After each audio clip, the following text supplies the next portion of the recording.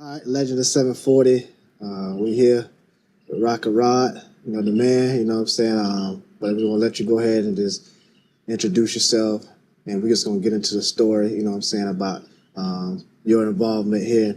The whole DVD, I mean, the documentary is based on the 80s, 90s, 2000s. So we really just want to get into like your role and Rocket Rod DJs and the whole aspect of this to cover y'all influence. It's a major part of what's the history in the Bay for my generation. So we're getting into that. So, all right. So if you can just start it off, man. Just introduce yourself if you could, and just tell the people something out there about yourself in case nobody may not know who you are, what you do, and what's going on. So, yeah, I'm Rocket Rod from Rocket Rod DJs. A lot of people know me. Some people don't. Still doing DJing and sound. Okay. You know, okay. so a lot of people know me from the mixtapes and the slow down and stuff like that. Yeah. Okay. You know, so. All right, Rocket Rod DJ. So let's just start off, man. How did you get involved with music yourself? You know what I'm saying? Like, from what aspect? Of course, you're DJing, but I want to touch on when you start to DJ, Right. but just what was your whole inspiration in getting involved with music? Back in high school, I used to go to some house parties. Okay. And I really liked the DJing part of it. Okay. So I started building speakers and buying systems and stuff like that to DJ. Okay. And that's basically how I got started. Really loved it. So. Okay, so you've been doing it for a minute then. Yeah, doing it for a while. Okay, and building speakers, like, I mean, I know, especially as black people, man, we're real intuitive to doing stuff, rigging stuff up and fixing it. So how did you get in the aspect of that? Was it just somebody, just like anybody around you that guided you, like on how to crack it open, start working on stuff, or you just figured it out on your own? My dad was a carpenter, so I got pretty good at doing some woodwork and stuff, and I just like taking stuff apart and seeing how it works and stuff like that. So that's basically how I started with the building of the speakers and stuff like that. Okay, all right. You know. So what, are you from Tampa? Were you born in Tampa? Or like, what's your story like as far as born and raised? I'm from the Virgin Islands. Okay. St. Croix. Okay. Yeah. Okay. Moved here in about 81. Okay. And okay. It took me a little while to get started, with the DJing because nobody knew me. Yeah.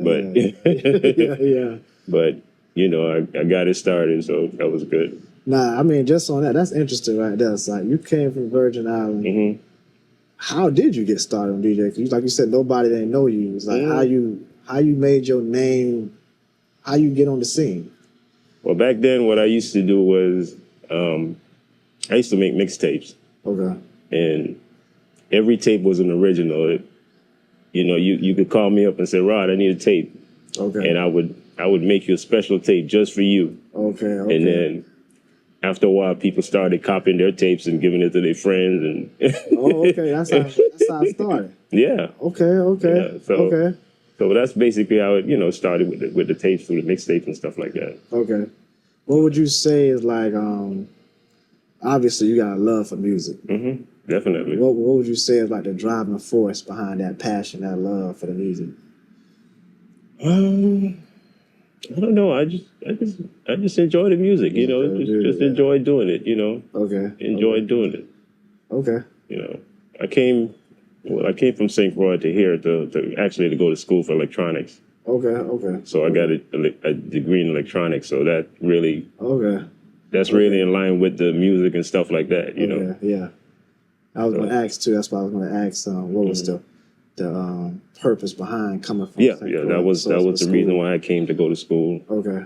And came to Tampa and just loved Tampa, man. So you just came to Tampa straight from the Virgin Islands. You just been here. Yep, been here the whole time. Okay. All right. So we got you coming from early 80s. It's good to see you coming to Tampa from Virgin Islands. You starting to sell tapes. People they liking the tapes. Like you said, they copying and giving to their friends. So how did they get from that point to when did you first officially start DJing, like as far as like events outside of your house, making tapes, getting out with people and stuff? How did that formulate? Well, the big thing came when I started doing stuff at this park, Riverfront Park. Okay. Right where we at right now. Okay. every Sunday they used to have an event where different DJs would come out every Sunday and do stuff. And so I finally got a break to come out and do it one Sunday. And people loved it so much, man, that after a while, I was the only DJ every Sunday. Oh, okay. That's what's they wouldn't even allow anybody else to come in. And I say at that time it was like maybe anywhere from 3,000 to 4,000 people every week. And they used to travel from all over Florida to come, Orlando and places like that. So this during the 80s or this early? Yeah, this was during the 80s. Yeah. Damn. See, I wasn't, I'm a...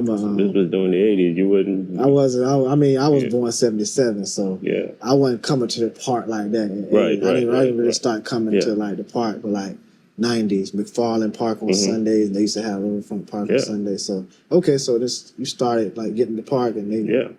And by people's demand, you was pretty much the only DJ. Yeah, I was the only DJ, for from when I started. Yeah. So now it's safe to say, I'm just saying how it's shaped. But now when people start to know you, you know what I'm saying? Like at that point, did you have like a particular label? What you called yourself? Like it was Rocket Rod. Oh, okay, so it's been Rocket Rod from the get-go. I don't know if you know Sajamalot. He's a DJ from Tampa as well. He used to do a lot of stuff in Progress Village. He's the one that actually gave me my name. Yeah, he said because we used to work together at this one electronic company. And he said, man, every time you go out, you rock the party. So he put it all on paper and wrote it up and he gave me the name. So that's how I got the name. That's what's up, man. Yeah. So that was his thing. Okay. All right. So Jamalot, he gave you the name Rocket Rod. This in the 80s. Right. So all right, now people starting to know you obviously. So I just wanted to see how did the entity as we know it, as far as Rocket Rod, at least how most people know it, you know what I'm saying? How did that come about? Because from my experience, like I say, I knew you was Rocket Rod. Yeah.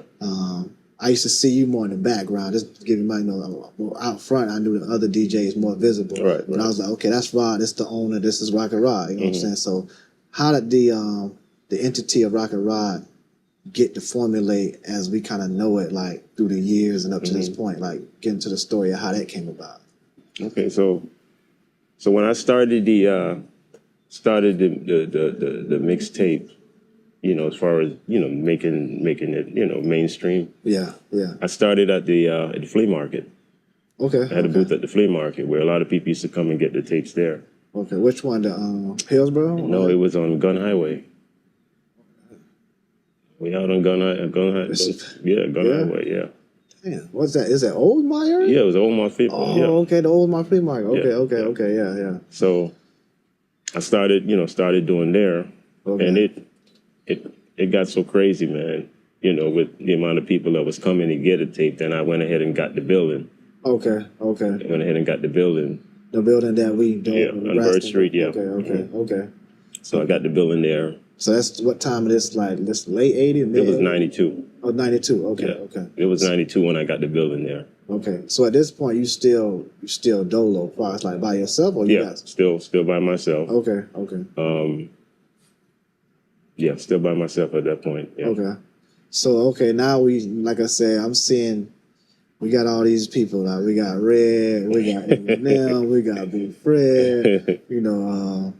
Shotgun actually just passed. Rest in peace, Shotgun. He went to high school with me too. But I'm just naming a few. Right. How did this team assemble? Like how did this come into play? Well, the first person on the team was Krazy. Krazy. Okay. Krazy, yeah. Okay. I met him actually out of Riverfront Park. I was doing I was DJing one Sunday, and him. I don't remember. A lot of people might not know this, but he was. They were Bad and Krazy back in the day. Bad and Krazy. Was somebody named Bad? Or Yeah. Bad and Krazy? Yeah, it was two guys. Oh, okay. At first they were Fire and Ice. Okay. And then they changed the name to Bad and Krazy. That's where he got the Krazy name from. Okay. And that's what's up. I started. They were doing, they were doing shows and stuff like that, and I started DJing for them. Okay. Doing some shows. Okay. So they had a group and you started DJing for them. Yeah. Okay. So when I opened the shop, it was just me and him. Okay. You know, he was the only DJ. Well, he didn't DJ. He was an MC. Okay. And so y'all working together, MC, DJ kind of. Yeah, yeah. So after that, we started bringing the other DJs in. Okay. You so know? I mean, so if you could take me through a little, like, I mean, much as you can, because I mean, this is something I figured that. I mean, I'm like I say, I just take from the angle of like the crowd. Yeah. I'm like, first of all, how they get this team together? You know what I'm saying? Like, so I'm just trying to see, like, for the people out there that don't know, like, how did it come apart? Okay, you see, you got Krazy first, but like, how did it link with Eminem, Red, Fred, Gitt Joe? How was it something that one of the people in the clique, they start telling you like, hey man, you need to get this dude involved, or you was kind of like on the some of it was like that, and some of it was people just hanging out, like Shotgun. He was just hanging out. He would just come and just hang out, you know. Okay. Finally, he was just part of the crew. Yeah, because I remember that, man. Like, he was like, I went to King, and he was at King with us, and then I mean, it was a big thing. Like, it was like all of a sudden it was like, hey man, you know, Shotgun, you know, Chauncey, she named Shotgun. His name Shotgun. He would rock a rod. Yeah. We was like, oh yeah, like it was a big thing in the school. Like, people was like, oh, you know what I'm saying, Chauncey, he would rock a rod. Like, how that happened? Like, so I know that from that angle, he just was kind of, to me, it was like a late addition. Right. Like, to me, that's why I remember. You know what I'm saying? Like, so, like, let's just talk about some of the other ones, because some of the more popular DJs that was out there was, of course, Eminem. To me, at least, my experience, Eminem was almost like the face of like level 2 and DJing. Right. You know what I'm saying? He was one of the more out front DJs, you know what I'm saying? As far as like, he always had the personality on the tapes, with the voice talking in the songs. And then kind of second to me was like DJ Red, Big Fred. They was in that area. And then I learned about like Gitt. Yeah. You know, I still don't really know how Joe looked. I just knew Gitt and Joe, the name was like simultaneous. Then they had the song with the rolling, you know what I'm saying? So, and Tampa Tony, you know, how, if you can get into a little bit of like, as much as you can individually, if you can tell a story, how did they get on the team? So Eminem, I think we had I don't remember who came first, but I remember Eminem was making tapes. I think he had got locked up. Okay. And before he got locked up, he was making tapes and stuff like that. And Krazy was like, yeah, man, you know, you heard Eminem, blah, blah, blah. So as soon as he got out of prison, we called him up and came over, and he so you know, he was already making tapes and doing this thing. He was making some tapes, so, you know. All right. And we went ahead and put him in. Okay. Tampa Tony used to just hang around. He used to hang around. Like he used to go there. Sometimes he used to skip school to hang out. You know. And then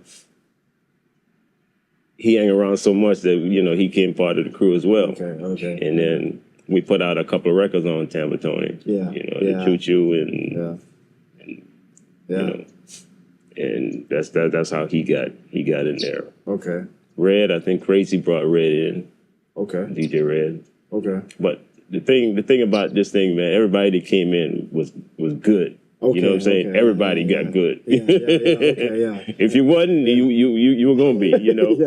Okay. You know. Because I like to do stuff, you know, decently and in order. That's real. That's real. So whenever you represented me, you had to be on point. You know.